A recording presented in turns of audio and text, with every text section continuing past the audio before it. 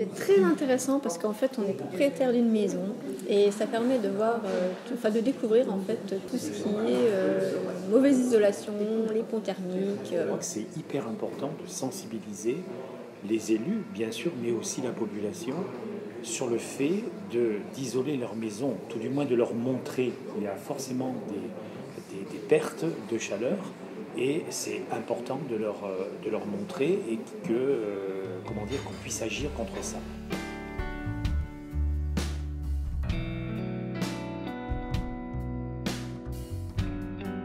Vous le connaissez, c'est de faire un aller-retour dans l'avenue du Cameroun et c'est de voir effectivement de voir les déperditions qu'il y a par rapport, j'imagine, aux huisseries, autour de la toiture et tout ça, les déperditions de chaleur qui sont sur ces bâtiments qui datent bien sûr. Sur la communauté de communes ou le pays, nous sommes fortement engagés pour les économies d'énergie et notamment par l'aspect environnemental et les dégradations en termes de pollution, entre autres, mais aussi en termes financiers pour les propriétaires, que ces déperditions d'énergie, notamment en termes de chauffage, génèrent. Ça fonctionne comme un appareil photo.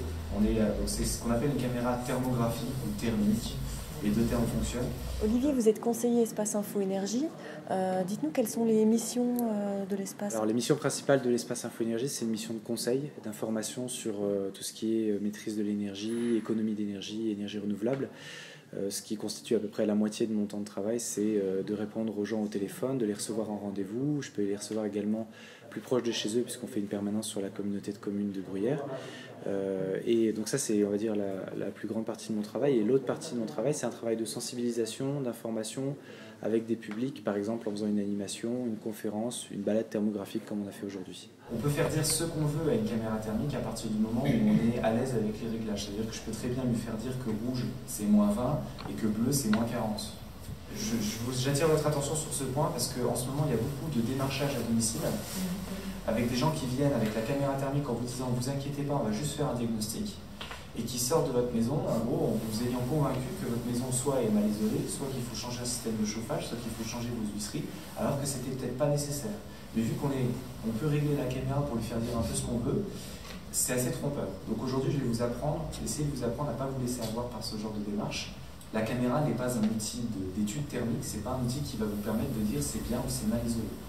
C'est juste un outil qui va nous permettre de dire, en surface de ce que j'observe, si je vais vous montrer par exemple, je ne sais pas si vous voyez bien, mais en surface de ce que j'observe à l'image, ici j'ai un point qui est à tant de degrés, par exemple il est à 20 degrés, ici j'ai un point à 17 degrés, ici j'ai un point à 15 degrés. C'est tout ce que ça nous permet de dire. Après, c'est à la charge de celui qui a la caméra, de celui qui interprète les images, de déterminer si c'est normal ou si c'est un défaut.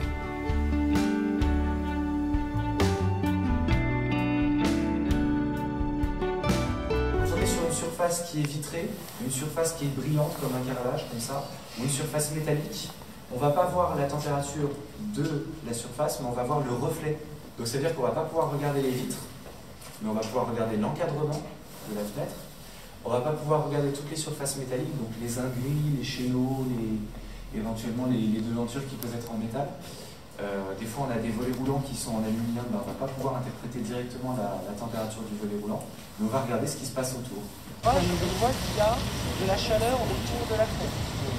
Alors surtout sur l'étage du bas, un peu moins sur l'étage du dessus. C'est un retour très intéressant puisque grâce à cette caméra qui a été manipulée par Olivier, nous avons pu constater de visu, et l'ensemble des personnes qui nous accompagnaient, les déperditions potentielles de certains bâtiments, et ça permet immédiatement de s'interroger sur les actions à mener pour parvenir à diminuer ces pertes de chaleur qui partent vers l'extérieur en fait.